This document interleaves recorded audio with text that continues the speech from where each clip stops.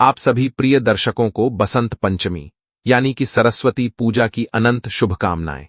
दोस्तों, आज की यह वीडियो आपके लिए बेहद ही महत्वपूर्ण होने वाली है, क्योंकि आज की इस वीडियो में हम आपको बताने वाले हैं कि साल 2026 में सरस्वती पूजा का त्योहार कब मनाया जाएगा, पूजा का शुभ मुहूर्त क्या होगा, साथ ही जानेंगे इस दिन आपको माता सरस्वती की किस विधि से पूजा करनी चाहिए एवं उन्हें भोग प्रसाद में ऐसा क्या अर्पण करना चाहिए जिससे पूरे साल आपको माता सरस्वती की विशेष कृपा प्राप्त हो। तो चलिए दोस्तों, एक एक कर हम सभी चीजों के बारे में जानते हैं। लेकिन उससे पहले, यदि आप माता सरस्वती के सच्चे भक्त हैं तो कमेंट सेक्शन में जय माता सरस्वती जरूर लिख दें। दोस्तों, हर वर्ष बसंत पंचमी का त्योहार माघ मास के शुक्ल पक्ष की पंचमी तिथि के दिन मनाया जाता है। इस दिन हम माता सरस्वती की पूजा आराधना करते हैं, उनसे ज्ञान का आशीर्वाद प्राप्त करते हैं। विद्या, बुद्धि, ज्ञान और कला की अधिष्ठात्री देवी है माता सरस्वती। शास्त्रों के अनुसार माघ मास की शुक्ल पक्ष की पंचमी तिथि को ज्ञान की देवी माता सरस्वती का जन्म हुआ था, जिनके एक हाथ में पुस्तक, दो हाथों में वीणा और एक हाथ में माला सुशोभित है। माता श्वेत कमल पर विराजत हैं। बसंत पंचमी के दिन माता सरस्वती की पूजा आराधना करने का विधान है। माता सरस्वती ज्ञान, संगीत, कला और विज्ञान के साथ ही शिल्प कला की भी अधिष्ठात्री देवी हैं, और इसलिए माघ मास की शुक्ल पक्ष की पंचमी तिथि को श्री पंचमी और माघ पंचमी के रूप में भी जाना जाता है। कई स्थानों पर माता सरस्वती की पूजा की जाती है, तो कई स्थानों पर कामदेव और रति की भी पूजा की जाती है, और कई स्थानों पर माता लक्ष्मी की आराधना की जाती है। बसंत पंचमी के दिन, इसलिए इस दिन को श्री पंचमी भी कहा जाता है। तो आज की वीडियो में आप जानेंगे कि श्री पंचमी यानी कि बसंत पंचमी कब है, पंचमी तिथि कब प्रारंभ हो रही है, कब समाप्त हो रही है, सरस्वती पूजा का शुभ मुहूर्त क्या रहने वाला है, और इस दिन किस प्रकार से माता सरस्वती की माता लक्ष्मी की आराधना करें जिससे कि माता सरस्वती और माता लक्ष्मी दोनों की ही कृपा हमें प्राप्त हो। तो दोस्तों, संपूर्ण जानकारी के लिए वीडियो को शुरू से लेकर अंत तक बिना भगाए जरूर देखना और वीडियो को एक लाइक जरूर कर देना। चलिए दोस्तों, जानते हैं कि माँ मास की पंचमी तिथि कब से प्रारंभ हो रही है और इसका समापन कब होगा। वैदिक पंचांग के बसंत पंचमी की तिथि शुक्रवार को 23 जनवरी 2026 को सुबह के समय 2:28 पर लग रही है, जो कि अगले दिन यानी शनिवार 24 जनवरी 2026 को सुबह के 1:46 पर खत्म हो रही है। उदया तिथि के अनुसार साल 2026 में बसंत पंचमी का त्योहार 23 जनवरी को मनाई जाएगा। सरस्वती पूजा का शुभ मुहूर्त सुबह के 7:13 से दोपहर के 12:33 तक रहने वाला है। साधकों को इन्हीं घंटों के बीच सरस्वती पूजा शुभ मुहूर्त में कर लेनी चाहिए। पंचांग के अनुसार इस दिन बहुत ही शुभ योग का निर्माण होने जा रहा है, जो कि शिव योग और सर्वार्थ सिद्ध योग है। कहते हैं, दोनों ही योग पूजा पाठ के लिए, मंत्र सिद्धि के लिए और कामना पूर्ति के लिए अत्यंत ही श्रेष्ठ माने जाते हैं। वहीं देश के कई प्रांत में लोग इस दिन कामदेव और रति की पूजा करते हैं। तो यदि आप कामदेव और रति की आराधना करना चाहते हैं तो पूरे दिन में किसी भी समय, सुबह या फिर शाम को कर सकते हैं। पूरा ही दिन शुभ है, ठीक है ना। वैसे भी इस समय गुप्त नवरात्रि का समय रहेगा बसंत पंचमी में, तो ऐसे में किसी भी प्रकार की कामना हो, आपकी चाहे विवाह की कामना हो, संतान की कामना हो, या फिर दाम्पत्य जीवन को सुखमय बनाना चाहते हैं, अपार धन लक्ष्मी की कामना हो, किसी भी कामना से अगर आप पंचमी तिथि के दिन पूजा आराधना करते हैं एवं यह एक गुप्त उपाय करते हैं जो हम आपको बताने वाले हैं, तो आपकी जो भी मनोकामना होगी वह अवश्य पूरी होगी, क्योंकि इस दिन सर्वार्थ सिद्ध योग और शिव योग का निर्माण होने जा रहा। चलिए दोस्तों, अब हम जानते हैं बसंत पंचमी की पूजा विधि। तो देखिए दोस्तों, आप इस बसंत पंचमी के दिन सुबह जल्दी उठ जाइए, उठकर स्नान कर लीजिए। स्नान करने के बाद सांप स्वच्छ वस्त्र धारण कर लीजिए। वैसे कहा जाता है कि इस दिन पीले रंग का वस्त्र धारण करना अत्यंत ही शुभ होता है। पीला या हल्की नारंगी रंग का गेरुआ वस्त्र, जिसे हम कहते हैं, उन्हें धारण करना आज के दिन स्त्री पुरुष दोनों के लिए ज्यादा शुभ माना जाता है। लेकिन दोस्तों, बसंत पंचमी के दिन काले रंग के वस्त्र भूल से भी नहीं धारण करने चाहिए, क्योंकि काला रंग पूजा पाठ में अशुभ माना जाता है। काले वस्त्र को धारण करके मां सरस्वती की पूजा करने से व्यक्ति को जीवन में कई मुसीबत का सामना करना पड़ सकता है। इसीलिए दोस्तों, आप ऐसी गलती भूल से भी ना करना। फिर आप माता सरस्वती की फोटो या फिर मूर्ति जो भी आपके पास है, एक चौकी पर विराजित कर लीजिए और उनके सामने गाय के शुद्ध घी का दीपक प्रज्वलित करके विधि विधान से उनकी पूजा कर लीजिए, जैसे कि धूप, दीप, अक्षत, पुष्प इत्यादि सभी चीजें माता को अर्पित कीजिए। बसंत पंचमी के दिन माता सरस्वती को लड्डू या फिर मीठे पीले चावल का भोग लगाना श्रेष्ठ माना जाता है। इसके अलावा जो भी रथ फल आपके पास मौजूद हो, जैसे इस समय मिश्री कंद मिलता है, बेर मिलता है, अंगूर, नारंगी, जो भी आपके पास उपलब्ध हो, आप उनका भोग भी लगा सकते हैं। और उसके बाद आपको दोनों हाथों को जोड़कर आंखों को बंद कर माता सरस्वती से प्रार्थना करनी है कि हे ज्ञान की देवी, हे वीणावादिनी, मुझ बालक पर कृपा करो मां। और फिर आपको माता सरस्वती के बीज मंत्र ओम ऐं ह्रीं सरस्वत्य नमः का कम से कम 11 बार जाप करना है, या फिर आप दुर्गा सप्तशती में दिए गए या देवी सर्वभूतेषु विद्या रूपेण संस्थिता नमस्तस, ये नमस्तस, ये से अधिक 108 बार जाप करना चाहिए। ऐसा करने से आपको माता सरस्वती, माता लक्ष्मी एवं भगवान गणेश की अद्भुत असीम अलौकिक कृपा प्राप्त होगी। दोस्तों, इस वीडियो में बताए गए सभी मंत्र बहुत आसान है, तो आप कोई ना कोई एक मंत्र का जाप जरूर करें और माता रानी की विशेष कृपा अपने जीवन में प्राप्त करें। इसी मंत्र को अगर आप लगातार जपते हैं, मतलब ज्यादा से ज्यादा जपने का प्रयास करते हैं, तो इससे माता सरस्वती की विशेष कृपा आपको प्राप्त होती है। यह मंत्र कोई छोटा सा बच्चा है तो उससे भी आप जप सकते हैं। ठीक है, मतलब विद्या और बुद्धि की अधिष्ठात्री देवी है माता सरस्वती, तो जो बच्चे शिक्षा प्राप्त कर रहे हैं उन्हें तो विशेष रूप से माता सरस्वती की आराधना करनी है। पीले रंग के पुष्प अर्पित करने हैं माता को, और माता के सामने बैठकर आपको इस मंत्र का अधिक से अधिक संख्या में जप करना है। ऐसा जरूरी नहीं है आप माला लेंगे, आप बिना माला के भी जप कर सकते हैं। सिर्फ बैठ जाइए मां के सामने और एकाग्रचित्त होकर इस मंत्र का जप कीजिए, फिर अपनी प्रार्थना कहिए, निश्चित ही माता सरस्वती की कृपा आपको प्राप्त होगी। इसके अलावा दोस्तों, कई सारे लोग बसंत पंचमी का त्योहार सिर्फ और सिर्फ विद्यार्थियों का त्योहार समझते हैं, लेकिन दोस्तों यह बिल्कुल गलत है।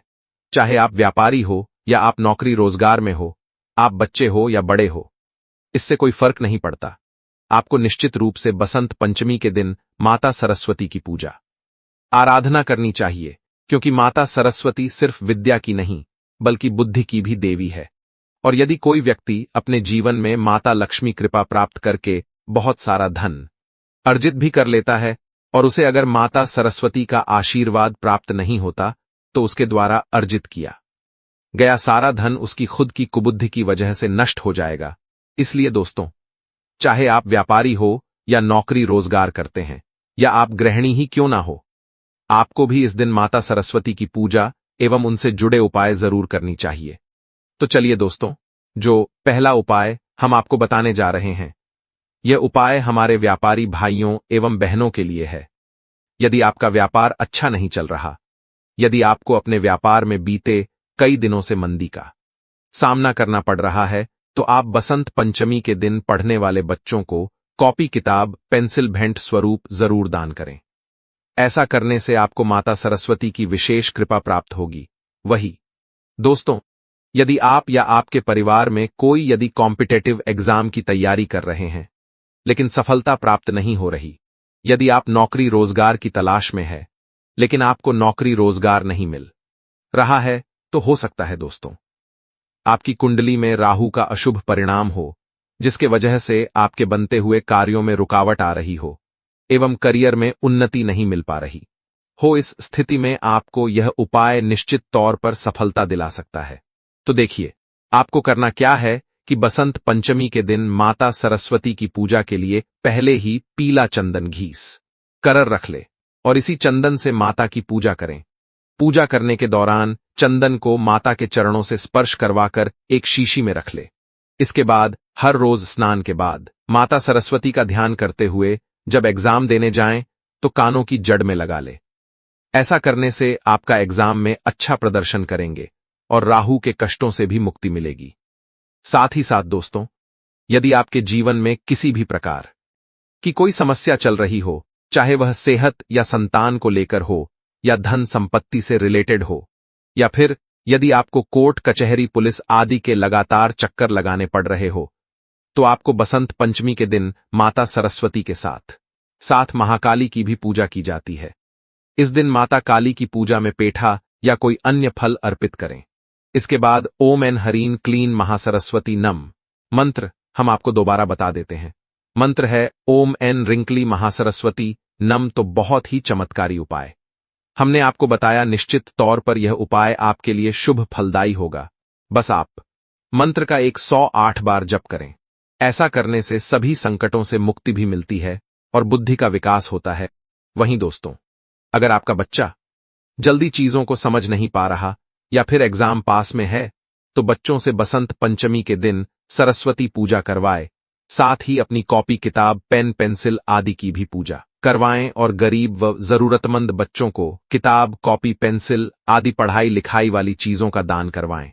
ऐसा करने से बुद्धि बल में विकास होता है और विद्या और ज्ञान का आशीर्वाद प्राप्त होता है। दोस्तों, सुनहरे सिक्के या चांदी का दान भक्तों, वसंत पंचमी के दिन चांदी या सोने के सिक्कों का दान करना भी विशेष रूप से लाभकारी माना जाता है।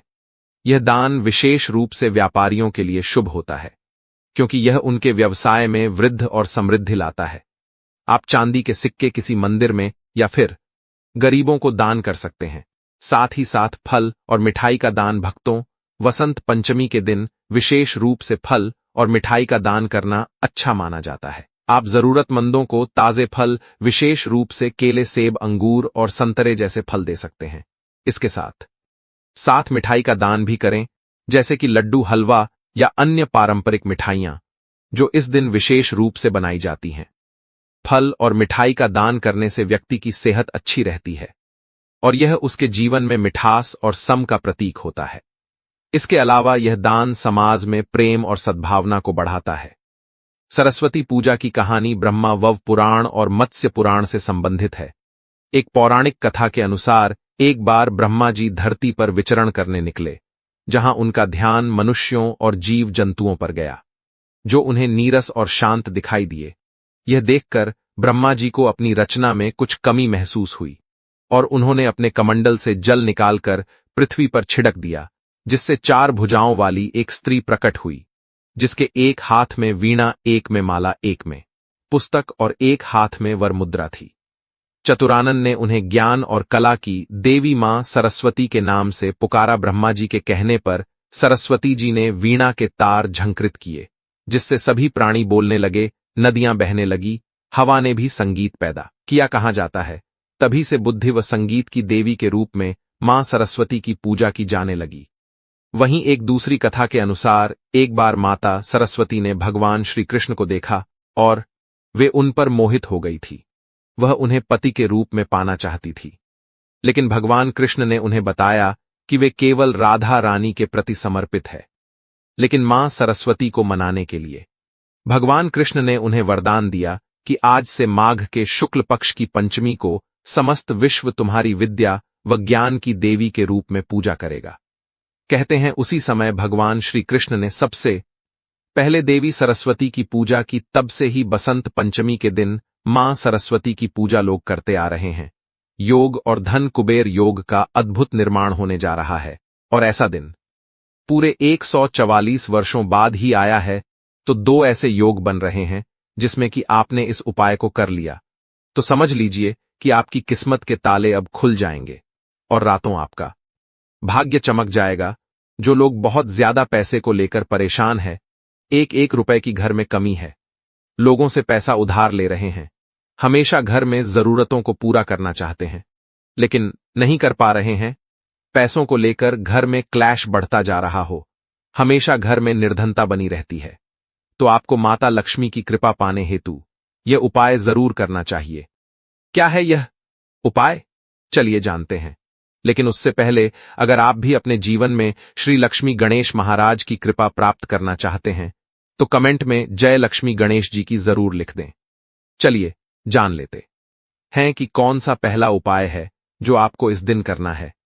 तो देखिए, जो पहला उपाय आपको बताने जा रहे हैं, इस उपाय को करने से आपकी नौकरी अगर नहीं लगी है तो नौकरी जल्द ही लग जाएगी। दूसरी चीज, अगर आप व्यापारी हैं, व्यापार करते हैं, व्यापार अच्छा चल नहीं रहा है, तो बहुत अच्छा आपका व्यापार चलेगा। या फिर आपको कोई नया काम शुरू करना है और आप चाहते हैं कि उसमें आपको बहुत तरक्की मिले, तब भी आपको यह उपाय करना है। तो दोस्तों, इस उपाय के लिए आपको सबसे पहले एक चौमुखी दीपक को ले लेना है। अब यह चौमुखी दीपक आप दुकान से खरीद कर ला सकते हैं या फिर अपने घर में ही शुद्ध आटा मढ़कर उसका दीपक तैयार कर सकते हैं।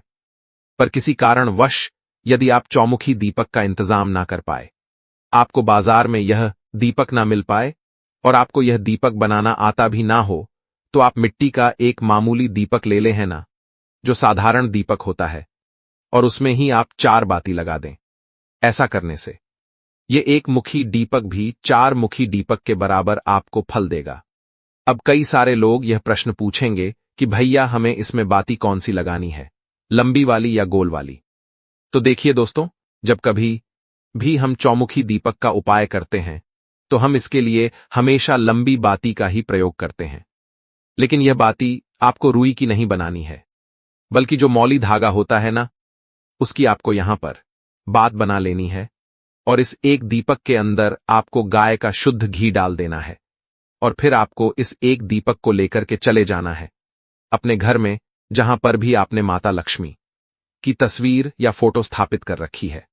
वहां पर आपको इस एक दीपक को लेकर के चले जाना है और माता लक्ष्मी जी के समक्ष आपको इस एक दीपक को प्रज्वलित कर देना है। ठीक है ना? फिर वही कुछ देर माता रानी के सामने बैठ करके आपको माता रानी के बीच मंत्र ओम महालक्ष्मी नमः, इस मंत्र का आपको 108 बार लाल चंदन की माला या फिर कमल गट्टे की माला से कर लेना है। मंत्र हम आपको दोबारा बता देते हैं। मंत्र है ओम महालक्ष्मी नमः। दोस्तों, बहुत ही ज्यादा शक्तिशाली मंत्र है यह। अगर आपने इस मंत्र का जाप माघ माह के अमावस्या की शाम, यानी मौनी अमावस्या की शाम माता रानी के समक्ष चौमुखी दीपक को जलाकर कर लिया ना, तो मैं इस बात की गारंटी देता हूं कि आपको माता लक्ष्मी की विशेष कृपा प्राप्त होने से कोई नहीं रोक सकता। सिर्फ इस एक उपाय को करने के बाद आप अपने जीवन में चमत्कारी बदलाव को खुद अनुभव करेंगे। तो चलिए दोस्तों, अब हम जानते हैं दीपक से ही जुड़े कुछ उपायों के बारे में, जिसे कि आपको इस रविवार मौनी अमावस्या के दिन करना है। तो दोस्तों, ये जो अगला उपाय हम आपको बताने वाले हैं, यह उपाय मौनी अमावस्या तिथि के दिन भगवान गणेश जी के लिए विशेष रूप से किया जाता है। और ऐसा शास्त्र कहते हैं कि जब कभी भी हम माघ माह की अमावस्या में गणेश जी से जुड़ा कोई उपाय करते हैं, तो हमें उस उपाय को करने का फल कई गुना अधिक मिलता है, क्योंकि गणेश जी माता रानी के पुत्र तुल्य हैं। इसलिए इस दिन किए गए उपायों से आपको माता लक्ष्मी और भगवान गणेश दोनों की ही एक साथ कृपा प्राप्त हो जाती है। तो बहुत ही उत्तम है। उपाय ध्यान से सुनना दोस्तों। गणेश जी महाराज को संकट मोचन कहा गया है, विघ्नहर्ता कहा गया है। अगर आपके जीवन में कोई भी मुसीबत आ रही है, किसी काम में कोई रुकावट आ रही है, मांगलिक कार्यों में यदि अड़चन आ रही है, तो यह उपाय आपके लिए ही है। आपको करना क्या है कि आपको यहां पर 5 साबुत हल्दी की गांठ लेनी है। एक देसी घी का दीपक आपको लेना है गोल। बाती का दीपक आप लेंगे जिसमें आप शुद्ध देसी घी भरेंगे। अब सबसे पहले आपको भगवान गणेश जी के आगे यह छोटा सा दीपक जो आपने लिया है तैयार करा है, सबसे पहले आप दीपक जला देंगे। अब जो 3 साबुत हल्दी की गांठ आपने ली है, आप उसे किसी मिट्टी के दीपक में रख लें। कोई छोटी सी कटोरी हो उसके अंदर रख लें। अब आपको यह 5 साबुत हल्दी की गांठ भगवान गणेश और माता लक्ष्मी को अर्पित करनी है। अपने घर के मंदिर में ही आपको यह उपाय करना है। रविवार मौनी अमावस्या के दिन शाम के टाइम पर ही इस उपाय को आप करें। तो आप देसी घी का एक दीपक जलाएंगे, 3 साबुत हल्दी की गांठ विघ्नहर्ता गणेश जो है उनको अर्पित करेंगे। साथ ही साथ थोड़ा सा मीठा भोग उन्हें लगाएंगे और एक और दीपक यहां पर जलाकर जगत के पालनहार लक्ष्मी नारायण के पास आपको जला देना है। उनकी घर में जो प्रतिमा फोटो होगी उनके सामने आपको जला देना है। अब आपको विघ्नहर्ता गणेश से प्रार्थना कर लेनी है और लक्ष्मी नारायण से यह प्रार्थना करनी है, उनसे कहना है कि मेरे जीवन में आ रहे जितने भी विघ्न है, जो बाधाएं हैं, मेरे काम में आ रही हैं, उन्हें आप दूर करना ठीक है ना। इसके बाद आपको भगवान गणेश का जो मंत्र है, ओम गण गणपते नमः, इस मंत्र का 21 बार जाप करना है। अगर आपको यह मंत्र ध्यान नहीं रहता है, तो ऐसे में आप महादेव और माता पार्वती का ध्यान कर ले और भगवान गणेश का ध्यान कर ले। उसके बाद आपको क्या करना है कि जो 3 साबुत हल्दी की गांठ आपने भगवान गणेश को अर्पित की है, बाद में आपको उस हल्दी की गांठ को उठाना है और हमेशा इसे अपने पास रखना है। आप इसे अपने घर में कहीं भी रख सकते हैं, मतलब जैसे कि तिजोरी में आप रख सकते हैं, घर के मंदिर में रख सकते हैं। इसके अंदर भगवान गणेश का आशीर्वाद विद्यमान है, जिसकी वजह से आपके कार्य में आ रही जितनी